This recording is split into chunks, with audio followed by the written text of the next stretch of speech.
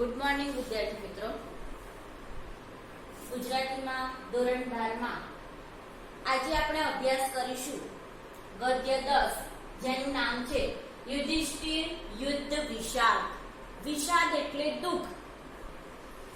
કે તમને ખબર છે કે કૌરવો અને પાંડવો વચ્ચે યુદ્ધ થાય છે અને ભગવાન શ્રી કૃષ્ણની મદદથી પાંચેય પાંડવો આ યુદ્ધમાં જીતી જાય છે.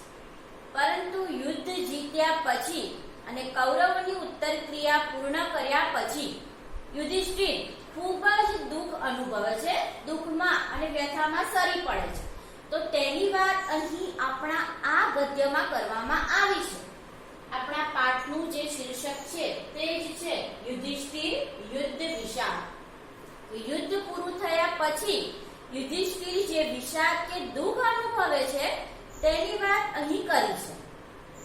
તમને ખબર હશે કે પાંચે પાંડવોમાં સૌથી મોટા ભાઈ યુધિષ્ઠિર અને જેમને ધર્મરાજ તરીકે પણ ઓળખવામાં આવતા હતા. કે તેઓ હંમેશા સત્ય જ બોલતા હતા. એક જ વાત તેઓ નરોવા કુંજરોવા એવું સાચું પણ ન કહી શકાય ને ખોટું પણ ન કહી શકાય એવું વાક્ય બોલ્યા હતા. બાકી તેઓ ખૂબ જ ધર્મને માનતા હતા. ધર્મરાજ તેઓ કહેવાતા હતા. યુધિષ્ઠિર યુદ્ધ વિષાદ પાઠના જે કર્તા એટલે કે લેખક છે તેમનું નામ છે ઉમાશંકર જોશી. ઉમાશંકર જોશીના બે ઉપનામ છે. મિત્રો ક્યારેક પૂછાય કે ઉમાશંકર જોશીનું ઉપનામ જણાવો તો આ બેમાંથી તમે જે યાદ રહે તે તમે લખી શકો. ઉમાશંકર જોશીના બે ઉપનામ છે. એક છે વાસુકી, બીજું છે શ્રવણ. વાસુકી અને શ્રવણ. આ પાઠનો જે સાહિત્ય પ્રકાર છે તે છે નાટ્યખંડ. ખંડ એટલે એક ભાગ, જેને આપણે નાટ્યાંશ પણ કહી શકીએ. કે આખે આખું નાટક તો આપણા પુસ્તકમાં સમાવેશ કરી શકાય નહીં, જેથી તેનો અમુક ભાગ આપણા પાઠ્યપુસ્તકમાં લીધો છે. માટે સાહિત્ય પ્રકાર શું છે? નાટ્યખંડ. ઉમાશંકર જોશી, એમના ઉપનામ વાસુકી અને શ્રવણ. સાહિત્યનો જે પ્રકાર છે તે છે નાટ્યખંડ. મિત્રો ટૂંકા પ્રશ્નોમાં 4 માર્ક્સમાં પૂછાય છે. એટલા માટે આપણને આપણા ધોરણ 12 ના પાઠ્યપુસ્તકમાં જેટલા પણ કાવ્ય હોય કે પાઠ હોય, પદ્ય હોય કે ગદ્ય હોય, તે બધા જ ના કૃતિનું નામ, કર્તાનું નામ, તેનો સાહિત્ય પ્રકાર અને પ્રાપ્તિ સ્થાન એટલે કે ગદ્ય કે પદ્ય શેમાંથી લેવાયેલ છે તે એટલો ખ્યાલ આપણને હોવો જોઈએ. કારણ કે પરીક્ષામાં ટૂંકા પ્રશ્નોમાં 4 માર્ક્સમાં આટલું પૂછાય જ છે. બરાબર? કૃતિ, કર્તા, સાહિત્ય પ્રકાર અને પ્રાપ્તિ સ્થાન. જ્યારે આપણે મોટા પ્રશ્ન લખતા હોય 4 માર્ક્સના, ત્યારે પણ તમે જમણી બાજુ જ્યારે એ પ્રશ્ન લખતા હોય ત્યારે કૃતિ, કર્તા, સાહિત્ય પ્રકાર અને પ્રાપ્તિ સ્થાન એ લખી અને પછી તમારો જવાબ લખવાની જો તમે શરૂઆત કરો તો તમને સારા માર્ક્સ મળી શકે. એના માટે પણ આપણને ખ્યાલ હોવો જોઈએ કે આ જે આપણો પ્રશ્ન છે તે કયા પાઠનો છે કે કયા કાવ્યનો છે, એના કર્તા કોણ છે, એનો સાહિત્ય પ્રકાર કયો છે, એનું પ્રાપ્તિ સ્થાન શેમાંથી છે. તો એટલું આપણે યાદ રાખવાનું. જે તે પાઠના લેખક એમના કાવ્ય સંગ્રહો, કવિ હોય તો એમના કાવ્ય સંગ્રહો, એમના ઉપનામ હોય તો એ પણ યાદ રાખવાનું છે. આપણે એમને કોઈ પુરસ્કાર મળ્યા હોય, કોઈ એવોર્ડ મળ્યા હોય તો એ પણ આપણે યાદ રાખવાનું છે. તો ક્યારેક એવો પ્રશ્ન પૂછાય કે ઉમાશંકર જોશીના કોઈ પણ 2 કાવ્ય સંગ્રહોના નામ આપો. તેમણે તો ઘણા બધા કાવ્ય સંગ્રહો લખ્યા હોય, પણ આપણે કોઈ 2 કે 3 યાદ રાખી લેવાના કે જેથી ટૂંકો પ્રશ્ન પૂછાય તો આપણે લખી શકીએ એનો જવાબ. તો અહીં જોઈએ કાવ્ય સંગ્રહો. તો ઉમાશંકર જોશીના કાવ્ય સંગ્રહો વિશ્વ શાંતિ, ગંગોત્રી અને નિશિત. ઘણા બધા છે પણ મેં અહીં 3 જ લખ્યા છે. વિશ્વ શાંતિ, ગંગોત્રી અને નિશિત. તેમના બધા જ કાવ્ય સમગ્ર કવિતા નામે એક જ ગ્રંથ રૂપે પ્રગટ થયા છે. કે તેમણે જે કઈ કાવ્યો લખ્યા એ બધા જ કાવ્યો શેના ગ્રંથ રૂપે પ્રગટ થયા છે? તો સમગ્ર કવિતા નામ. આવું પણ ક્યારેક પૂછાય. ફરીથી, એમના બધા જ કાવ્યો સમગ્ર કવિતા નામે એક જ ગ્રંથ રૂપે પ્રગટ થયા છે. એના પછી જોઈએ કે ઉમાશંકર જોશીને નિશિત કાવ્ય સંગ્રહ માટે ભારતીય જ્ઞાનપીઠ એવોર્ડ પ્રાપ્ત થયો હતો. તો ઉમાશંકર જોશીને કયા કાવ્ય સંગ્રહ માટે ભારતીય જ્ઞાનપીઠ એવોર્ડ પ્રાપ્ત થયો હતો એવું પૂછાય તો આપણે યાદ રાખવાનું છે એમના કાવ્ય સંગ્રહનું નામ, અને એમના કાવ્ય સંગ્રહનું નામ છે નિશિત, જેને 1967 માં જ્ઞાનપીઠ પુરસ્કાર પ્રાપ્ત થયો હતો.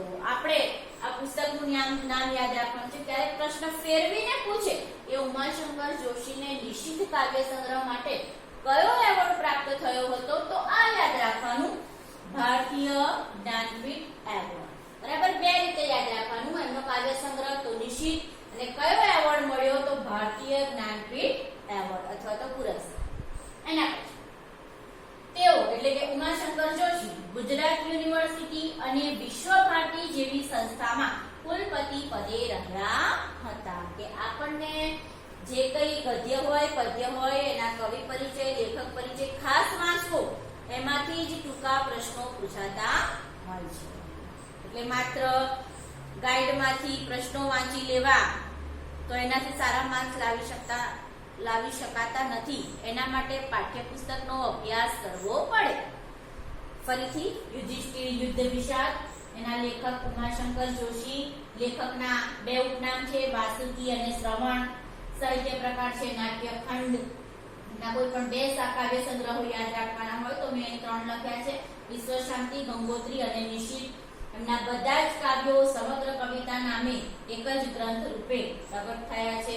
ઉમાશંકર જોશીને નિશિત કાવ્ય સંગ્રહ માટે ભારતીય જ્ઞાનપીઠ એવોર્ડ પ્રાપ્ત થયો હતો. આટલી માહિતી આપણે યાદ રાખીશું. યુધિષ્ઠિર યુદ્ધ વિષાદ, નાટ્યખંડ, ઉમાશંકર જોશી. એમનું પૂરું નામ પૂછાય તો એ પણ આપણે યાદ રાખવું પડે. કવિ ઉમાશંકર જેઠાલાલ જોશીનો જન્મ અરવલ્લી જિલ્લાના બામણા ગામમાં થયો હતો. કવિતા, વિવેચન, સંશોધન, એકાંકી, નવલિકા, નિબંધ, પ્રવાસ, નવલકથા, ચરિત્ર, અનુવાદ તેમજ સંપાદન ક્ષેત્રે એમનું પ્રદાન નોંધપાત્ર રહ્યું છે. હવે એમના કાવ્ય સંગ્રહોના નામ છે વિશ્વ શાંતિ, ગંગોત્રી, નિશિત, પ્રાચીના, આતિથ્ય, વસંત વર્ષા, મહાપ્રસ્થાન, અભિજ્ઞા, ધારાવસ્ત્ર અને સપ્તપદી એમના કાવ્ય સંગ્રહો છે. આ બધા જ કાવ્યો સમગ્ર કવિતા નામે એક જ ગ્રંથ રૂપે પ્રગટ થયા છે. પ્રકૃતિ, પ્રેમ, વિશ્વ શાંતિ, ધર્મ તેમજ સંસ્કૃતિ જેવા જીવનના ગહન એટલે કે ઊંડા ગંભીર વિષયો એમના કાવ્યોમાં સુપેરે પ્રગટ થયા છે. વિષય વૈવિધ્ય સાથે વિષય નિરૂપણની વિવિધ મુદ્રાઓ એમાં અંકિત છે. જીવન અને જગતને પામવાની એમાં મથામણ છે. પુરાણોમાં ગુજરાત તેમનો સંશોધન ગ્રંથ છે. તેમનો જે સંશોધન ગ્રંથ છે તેનું નામ છે પુરાણોમાં ગુજરાત. આખો એક અધ્યયન, શૈલી અને સ્વરૂપ, સંવેદન, કવિની સાધના, શ્રી અને સૌરભ, કવિની શ્રદ્ધા એમના વિવેચન ગ્રંથો છે. વિદ્યાર્થી મિત્રો, વિવેચનને અંગ્રેજીમાં ક્રિટિસિઝમ કહેવામાં આવે છે. કોઈ પણ સાહિત્યકારે જે સાહિત્ય સર્જન કર્યું હોય તેના સારા નરસા પાસાને દર્શાવવું, જેને વિવેચન તરીકે ઓળખવામાં આવે છે. શ્રાવણી મેળો તેમજ વિસામો તેમના નવલિકા ગ્રંથો છે. નવલિકા એટલે ટૂંકી વાર્તા. ગોષ્ઠી તેમજ ઉઘાડી બારી તેમના હળવા ગંભીર નિબંધોના સંગ્રહો છે. આંદામાનમાં ટવક્યા મોર, યુરોપ યાત્રા, ચીનમાં 54 દિવસ અને યાત્રી તેમના પ્રવાસ પુસ્તકો છે. સાપના ભારા તથા હવેલી એકાંકીના સંગ્રહો છે. અને આ મિત્રો ખૂબ જ પ્રખ્યાત છે, સાપના ભારા અને હવેલી. હૃદયમાં પડેલી છબીઓના 2 ભાગ, ઈસામુ શીદા અને અન્ય તેમના ચરિત્રાત્મક લેખોના સંગ્રહ છે. તેમને રણજીતરામ સુવર્ણચંદ્રક એનાયત થયો હતો. એનાયત થયો હતો એટલે મળ્યો હતો. કન્નડ કવિ પુટપ્પા સાથે સંયુક્ત રૂપે તેમના નિશિત કાવ્ય સંગ્રહને ભારતીય જ્ઞાનપીઠ એવોર્ડ પ્રાપ્ત થયો હતો. કે તેમને રણજીતરામ સુવર્ણચંદ્રક પણ મળ્યો અને નિશિત કાવ્ય સંગ્રહ માટે તેમને ભારતીય જ્ઞાનપીઠ એવોર્ડ પણ મળ્યો હતો. ગુજરાત યુનિવર્સિટી તેમજ વિશ્વ ભારતી જેવી સંસ્થાઓના કુલપતિ પદે તેમણે સેવાઓ આપી. કૌરવોના મૃત્યુ પછી ઉત્તર ક્રિયા કરી પાંડવો બેઠા હતા ત્યારે યુધિષ્ઠિર અનંત શોક સાગરમાં ડૂબેલા હોય છે. નારદજી અને વ્યાસ સાથેના સંવાદમાં યુધિષ્ઠિર કહે છે, સત્તા માટે કૂતરાની માફક લડી મર્યા. કૌરવોમાં રહેલી વેર વૃત્તિને નિર્મૂળ કરવાને બદલે એમનો સંહાર કરી બેઠા. આવા ઘોર વિષાદમાં ડૂબેલા યુધિષ્ઠિરને પાંડવો, દ્રૌપદી, કૃષ્ણ, વ્યાસ વગેરે સમજાવે છે. પરંતુ યુધિષ્ઠિરને દુર્યોધનની અભિમાન વૃત્તિ અને દુશાસનની નિર્લજ્જ નિર્દયતા સામે લડવાને બદલે એમના શરીર સાથે લડી બેઠાનો વસવસો છે. આથી શોકાતુર સ્વજનોની ચીસ એમને સંભળાતી હોય એવું માને છે. આવા યુદ્ધ વિષાદમાં ડૂબેલા યુધિષ્ઠિરને બહાર લાવવા સર્વે સમજાવે છે. યુધિષ્ઠિર તત્વજ્ઞાન ભરી દલીલો કરે છે. તેમાં એમનું અગાધ જ્ઞાન હોવાની અને વેદનાની અનુભૂતિ એ એમની ન્યાયપ્રિયતા બતાવે છે. તો મિત્રો, આપણો જે આ પાઠ છે યુધિષ્ઠિર યુદ્ધ વિષાદ, તેમાં પાંડવો અને કૌરવોનું યુદ્ધ પૂર્ણ થાય છે. પાંડવો જીતી જાય છે. ત્યાર પછી કૌરવોના મૃત્યુની પછી જે ઉત્તર ક્રિયા કરવાની હોય એમની અંતિમ વિધિ, એ બધું કરી અને પાંડવો જ્યારે બેઠા હોય છે ત્યારે યુધિષ્ઠિર ખૂબ જ શોકમાં એટલે કે દુઃખમાં ડૂબેલા હોય છે. નારદજી અને વ્યાસ એ બંને યુધિષ્ઠિરને કહે છે, બંને સાથેની વાતચીત થાય છે ત્યારે યુધિષ્ઠિર એવું કહે છે કે અમે સત્તા માટે કૂતરાની માફક લડી મર્યા. મિત્રો, આપણને ખબર છે કે કૂતરાને રોટલી નાખી આપે તો એક કૂતરું નહીં, ઘણા બધા કૂતરા આવે અને એ રોટલીને મેળવવા માટે લડતા. તો અહીં પણ યુધિષ્ઠિર એવું કહે છે કે અમે સત્તાને મેળવવા માટે, હસ્તિનાપુરનું શાસન મેળવવા માટે અમે કૂતરાની જેમ લડી મર્યા. એ કૌરવોની અંદર જે વેર વૃત્તિ રહેલી હતી, જે ઈર્ષાની ભાવના હતી દુર્યોધનમાં, એને અમારે નાબૂદ કરવાની હતી. એની જગ્યાએ અમે તો મારા પિતરાઈ ભાઈઓનો સંહાર કરી બેઠા. આપણને ખ્યાલ છે કે કૌરવો અને પાંડવો પિતરાઈ ભાઈઓ હોય છે, કાકા કાકાના દીકરા હોય છે.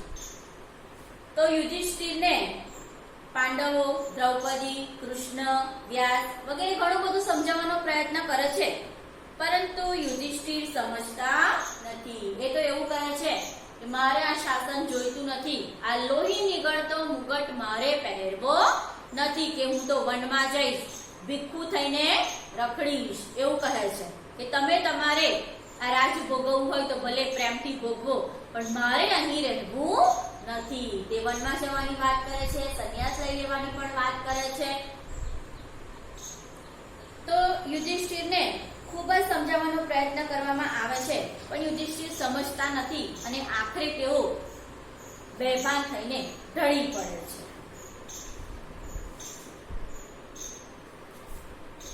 તો આમાં યુધિષ્ઠિરની ન્યાયપ્રિયતા આપણને જોવા મળે છે. યુધિષ્ઠિર કહે છે કે આ જે યુદ્ધ થયું તેમાં કેટલાએ પોતાના સ્વજનો ગુમાવ્યા, કોઈએ પોતાના પુત્ર ગુમાવ્યા, તો કોઈએ પોતાના પતિ ગુમાવ્યા છે, કોઈએ પોતાના પિતા ગુમાવ્યા છે. ઘણો બધો સંહાર થયો છે. યુધિષ્ઠિર બધાને ઘણું બધું સમજાવે છે ત્યારે અંતે યુધિષ્ઠિર ની સાથે ભીમ, અર્જુન, દ્રૌપદી એ બધા પોતપોતાનું આ માથે લે છે કે આ બધું મારા કારણે થયું. દ્રૌપદી કહે છે કે આ બધું મારા કારણે થયું. ત્યારે અર્જુન કહે છે કે મને જ મારા ગાંડીવનું ખૂબ અભિમાન હતું. બધા પોતપોતાના માથા ઉપર એ લેવા તૈયાર થઈ જાય છે. યુધિષ્ઠિર કહે છે કે હું પ્રજાનો સેવક બનીશ, ચાકર થઈને રહીશ, પણ આ સત્તા નહીં સંભાળું, કે ભિક્ષુ થઈને રખડશે એમ કે છે. અને અંતે તેઓ ભાવાવેશમાં આવી અને બેભાન થઈ જાય છે. તો આ પાઠની અંદર યુદ્ધ પછીની જે યુધિષ્ઠિર જે વિષાદ કરે છે, દુઃખ અનુભવે છે, તેની વાત કરવામાં આવી છે. નારદ: કેમ કુંતી પુત્ર, શત્રુઓનો સંહાર કરી હવે તો તમે નિશ્ચિંત બન્યા ને? નારદ યુધિષ્ઠિરને કહે છે કે કુંતી પુત્ર, તમે આ શત્રુઓનો નાશ કરી દીધો, હવે તો તમે ચિંતામુક્ત બની ગયા ને? યુધિષ્ઠિર મોઢા પર નિઃશૂન્યતાની રેખાઓ સાથે, નિઃશૂન્યતાની એટલે સભાનતા. કોણ શત્રુઓ મુનિવર? યુધિષ્ઠિર નારદને કહે છે કે શત્રુ એટલે દુશ્મન, કે મારા કયા દુશ્મનો હતા એમ. નારદ: કેમ કયા શત્રુ? કૌરવો. નારદ ઋષિ કહે છે કે તમારા શત્રુઓ એટલે કૌરવો. યુધિષ્ઠિર: મારી હાંસી કરો છો શું ગુરુદેવ? કૌરવો તો મારા ભાઈઓ, આપને ખબર નથી? કૌરવોને અમે હતા પિતરાય. શું કહે છે યુધિષ્ઠિર કે તમે મારી મજાક કરો છો ગુરુદેવ? કૌરવો તો મારા ભાઈઓ હતા, મારા પિતરાય ભાઈઓ, કે અમે પિતરાય ભાઈઓ હતા, એ કઈ મારા શત્રુઓ કે દુશ્મનો ન હતા. બધા દીક થઈ ઊંચું જોયું. ડીંગ એટલે છક થઈ જવું. દ્રૌપદીની ને ભીમની દ્રષ્ટિ એક થતા બંને આડું જોઈ સ્મિત કરે છે. આડું જોઈને સ્મિત કરવું એટલે કોઈને ન દેખાય એ રીતે વાત ઉપર હસવું. દ્રૌપદી અને ભીમ બંને કોઈને ન દેખાય એ રીતે હસે છે. નારદ સંયમપૂર્વક તીખળ ખાવી એટલે મજાક ન કરવી. અહીં રૂઢિપ્રયોગ છે.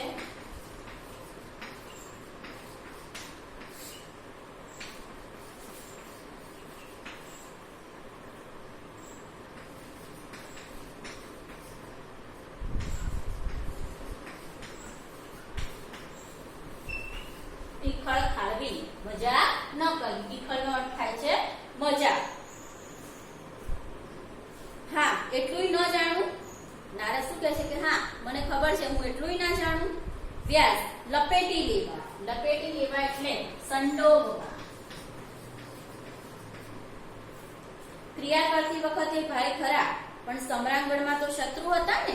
સમ્રાંગણ એટલે યુદ્ધનું મેદાન. સમ્રાંગણ કોને કહેવાય? તો યુદ્ધના મેદાન.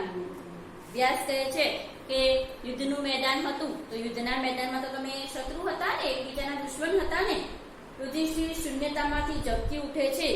મોઢા પરની કરચલીઓનો રંગપટ્ટો સ્વપ્નભંગના ચિત્રો જેવો દેખાઈ આવે છે. પ્રયત્નપૂર્વક તે હોશિયારીમાં આવી બેસે છે. નારદ હવે તમારો પંથ નિષ્કંટક થયો. નિષ્કંટક એટલે કાંટા વગરનો, જેને કહીએ સરળ, વિઘ્ન વગરનો થઈ ગયો. નારદ યુધિષ્ઠિરને કહે છે કે હવે તમારો રસ્તો સરળ થઈ ગયો, વિઘ્ન વગરનો થઈ ગયો. તો વિદ્યાર્થી મિત્રો, યુધિષ્ઠિર યુદ્ધ વિષાદ પાઠ કે જેમાં કૌરવોની ઉત્તર ક્રિયા કર્યા પછી યુધિષ્ઠિર જે શોકમાં વિષાદમાં સરી પડે છે તેની વાત અહીં કરવામાં આવી છે.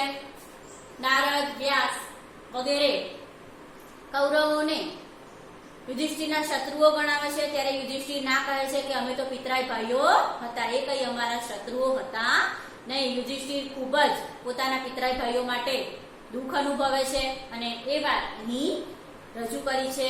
તો આના પછીનું આપણે હવેના પછીના લેક્ચરમાં જોઈશું. પાઠ વાંચતા રહેજો. પાઠ જો તમે વાંચશો તો તમને વધારે ખ્યાલ આવશે.